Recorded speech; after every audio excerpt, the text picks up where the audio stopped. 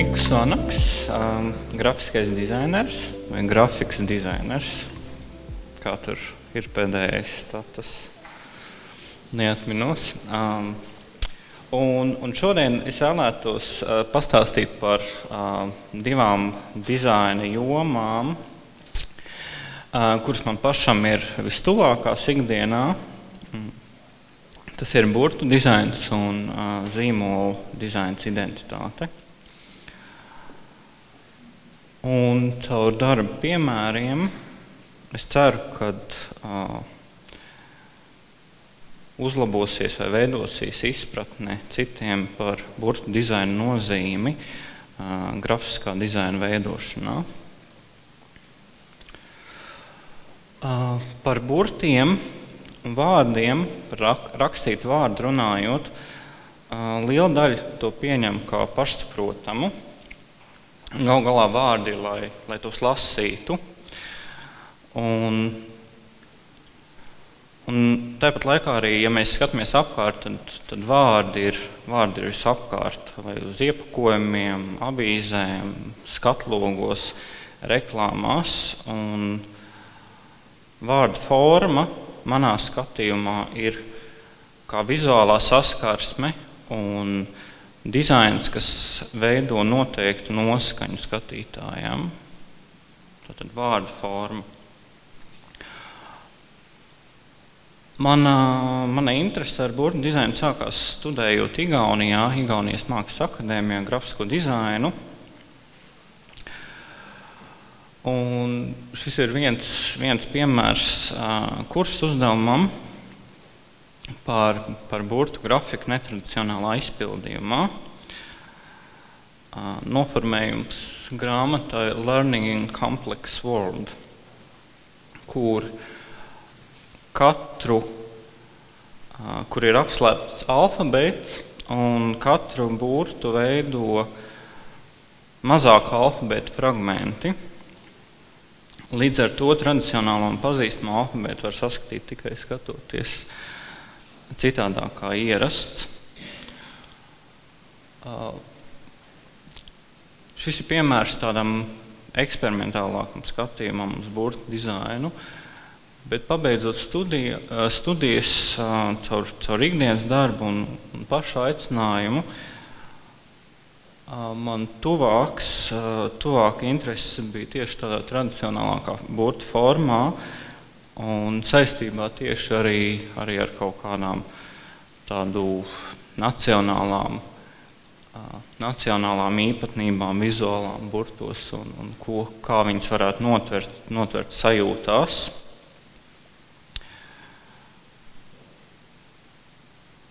Reizē arī burtu dizains, tas ir man kā tāds profesionāls hobijs, ko es nodarbojos, atzīšos, bez steigas, un kas ir arī tāds meditatīvs process, jo paša burtu veidošana, viņa prasa pietiekami lielu uzmanību uz kontrastiem, biezumiem, kā viens burts saskan ar citu. Un tas ir reizē gan tāds ļoti tehnisks, gan arī ļoti tāds intuitīvs process. Tā kā tās abas puses ir ļoti jāsabalansē. Šis ir piemērs Aspāzija fontam, kurš tika veidots kā ģeometrisks sans serif art deco, tāda perioda noskaņās ar tādām mazām detaļām, kas man šķiet raksturīgas no kaut kādām 60. gadu Latvijas grāmatām manīts. Tad otrs piemērs ir iedvesmots no Latvijas mākslinieka, un manā skatījumā arī iespējams viens no pirmajiem grafiskiem dizaineriem, Jūlija Madernieka, 20. un 30. gadu darbi, kad tādā pētniecības procesā interesējoties par tādu burtu vēsturi vai tradīcijām Latvijā, es uzgāju viņa darbus, kas manā skatījumā no 20, 30 gadiem viņi likās ļoti tādi mūsdienīgas, tādas sajūtas tver un reizē arī kaut kādas nacionālas iezīmes. Un tas šķiet ļoti interesants materiāls, ko varētu attīstīt kā fontu.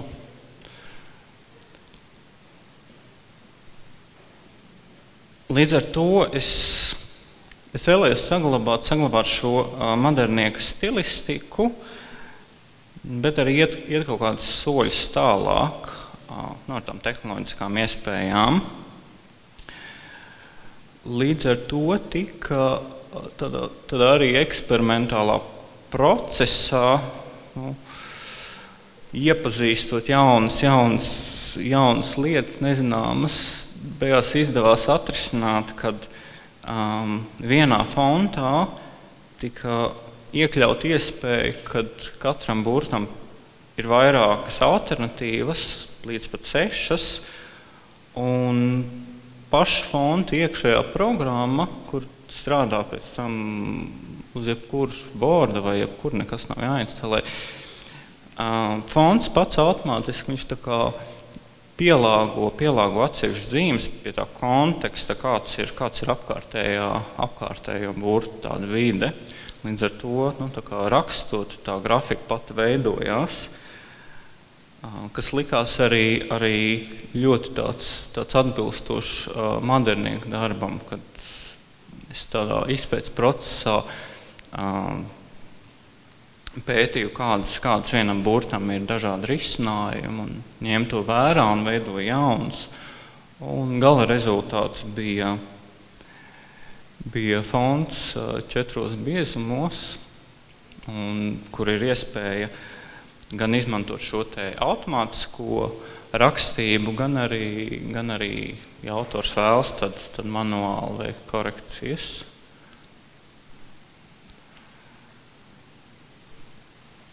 Vēl viens piemērs ir iedvesmots no cita latviešu mākslinieka Ģirta Vilka grāmatu noformējumiem 60. un 70. gados ar autoram raksturīgu burtu tādu garnitūru izteiksmi, kas atkārtojas vairākos viņa veidotajos izdevumos.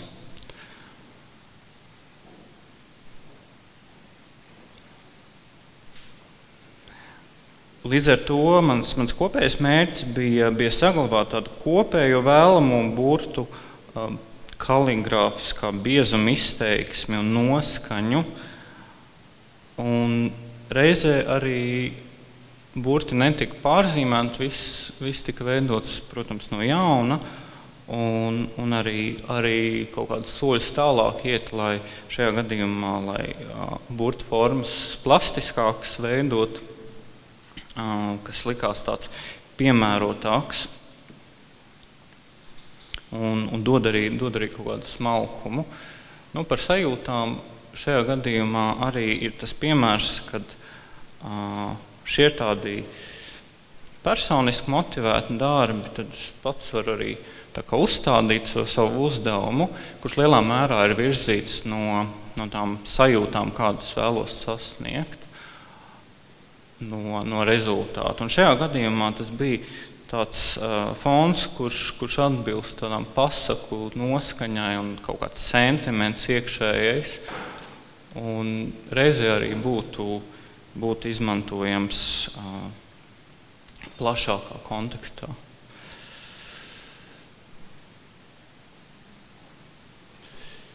Tātad tas ir par burtu piemēriem un fontu.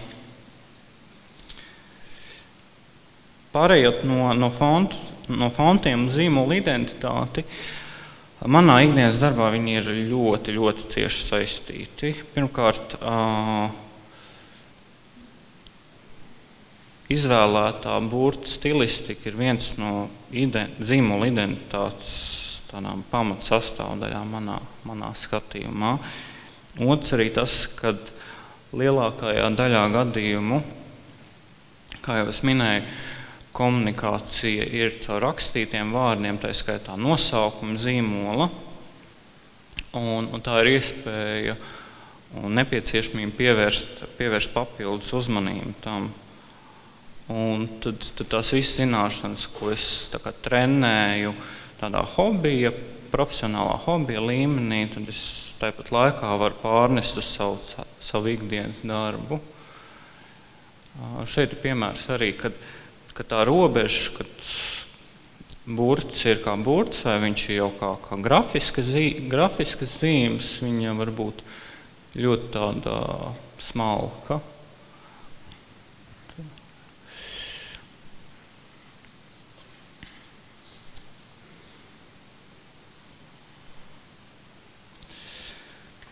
Citā piemērā darbs ar burtiem un fontiem, viņš arī attīst visu laiku kaut kādas tādas smalkākas detaļas, pievērst uzmanību, kuras varbūt es pirms 6-7 gadiem nebūtu pamanījis vai nemaz nebūtu pievērsts uzmanības, bet kas saskata, tad tas var kalpot kā skaidrojums klientam un vizuālās komunikācijas veidotājs. Šajā gadījumā uzņēmums Roit, kas ir biznesa vadības un IT konsultācijas, pašas šajā gadījumā klientam ar viņu klientiem komunikācija notiek augstākajā vadības līmenī. Tātad dizainam jābūt ļoti klasiskam, tur nedrīkst būt nekas izplūdes. Un reizē arī burtu garnitūru es vēlējos piemeklēt tādu, kas atbilstu arī tādai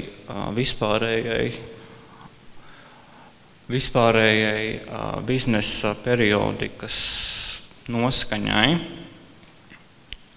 Tā lielākā atšķirība ir, kad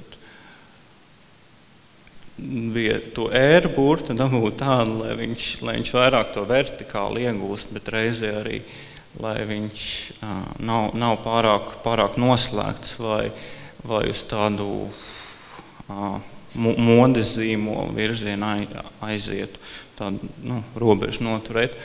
Savukārt to burts, viņš tā kā izceļ šo te IT daļu un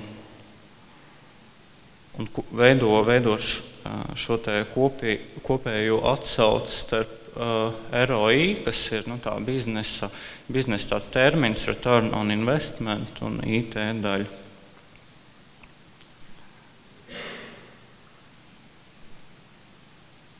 Kaut kādi piemēri. Pēc tam, protams, arī kad logotips, tas ir kaut kāds tāds sākums no kā iziet zīmola veidošana, bet pēc tam fonts viņš ļoti izteikti veido atsevišķā viena vai cita zīmola identitāti. Tādēļ bieži vien tā, kad man diezgan ilgs laiks paiet, kamēr tiek izvēlēts un saskaņots viens noteiktais, kurš būtu piemērotākais. Cits piemērs par fontiem, burtiem zīmola dizainā ir Latvijas tiesas logotipu sistēmas piemērs, kur bija jāparedz ar dažādiem nosaukumiem, ar dažādiem logotipiem, kad jāveido viena identitāte. Un šādā logotipu sistēmā tika paredzēts iespēja iekļaut gan ģērboņu versijas, kādas ir, gan arī logotipu izstrādātu. Šis bija logotipu piemērs, kas ir arī no T burta atvasināts un reizē ir arī kā grafiska zīme.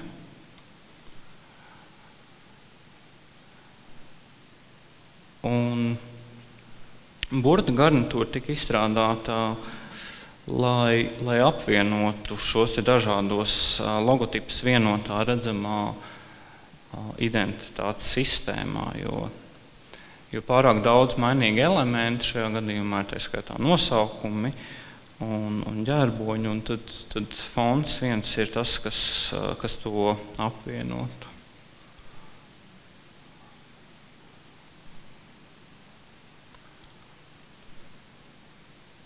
Mans vērtējums arī ir par Latvijas valsts ģerboni kā tādu pazīstamu simbolu un valsts institūcijām, ka tā ir, manā vērtējumā, tāda stabila un pārbaudīta vērtība. Un man nav nekāda iebilduma, ja valsts institūcijas lieto ģerboni. Tas problēmas sākās parasti tad, kad valsts institūcijas apakšā uzliek tur Times New Roman vai kaut kādu tur paņemt fontu un tas jebkādas dizaina attīstību nojauc, ceļš tad, kad uz viens ieejas plāksnes ir Times New Roman un otrā ieejā ir Arials. Un tas varbūt arī kaut kā demonstrē to, kad cik manā vērtējumā tā burta nozīme ir nozīmīga identitāte un reizē, ka tā izpratne par to ir tomēr sabiedrībā vēl diezgan maza.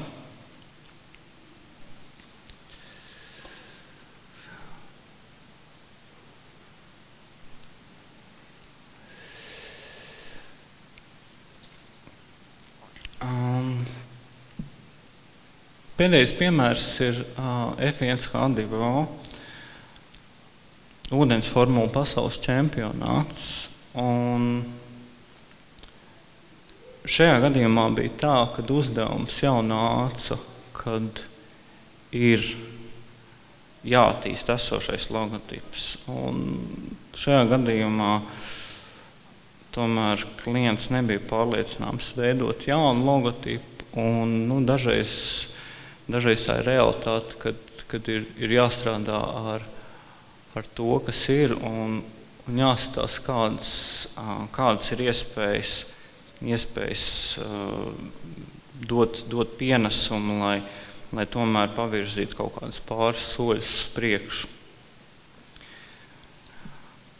Līdz ar to logotips tika pārstrādāts, pilnībā saglabājot šo te galveno uzbūvi, bet visas būtiskākās detaļas tika pārstrādāts, lai F1 tā labāk saplūst atsevišķas detaļas, lai viņas labāk miedarbojās ar tādu ūdens un ātrumu, tādu plastiku.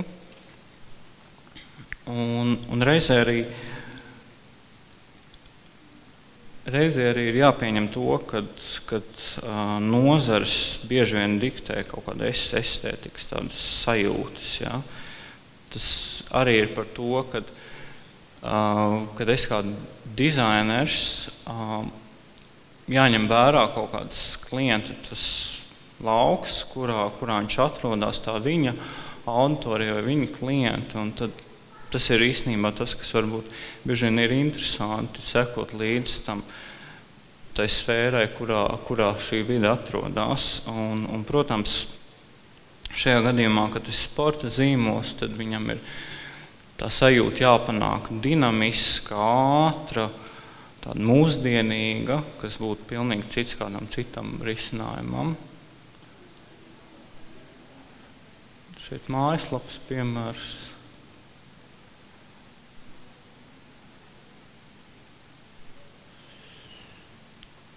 Tā, noslēgums.